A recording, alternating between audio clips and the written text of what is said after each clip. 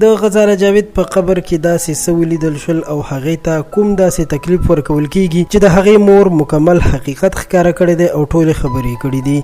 دوستانو، غزاله جاوید خو تاسو ټول به پیژنئ چې یو ډېر مشهور نوم او څو کاله وړاندې خپل خاوند په پېښور کې وویشتله په هغه دوران کې کله چې هغه د بیوټي پارلر نه راوتله. په دغه دوران کې پرې خپل خاوند او ورسره یو څو نورو کسانو ډزې وکړلې چې په نتیجه کې غزاله جاوید او د هغه پلار په هغه باندې ووجل شول. د هغې مور په خپل یو انټرویو کې تازه بیان ورکړی دی او پکې ویلي دي چې زما لور غزاله جاوید ما ته په خوب کې راځي او راته وایي چې زه ډیره زیاته خفه یم چې خلک زما سندرې اوري. هغه وایي چې لور مې راته په خوب کې ویل چې زه خوشحالیږم چې خلک ما سره مینه کوي، خو بیا په دې باندې ډیره خفه کیږم چې ما ته دغه سندرو په وجه باندې عذاب راکول کیږي او که چېرته ما ته پته وه چې په سندرو کې دومره لوی تکلیف او عذاب دی نو ما به هیڅکله هم غانا او سندرې نه وي ویلي. هغې دغه خبرې په خپله یو انټرویو کې کړي دي چې د خلکو نه غوښتي دي که تاسو رښتیا هم د غزاله جاوید مینهوال یې او هغې سره مینه کول غواړئ نو هغه اوس مړه ده او د دې دنیا نه تللې ده،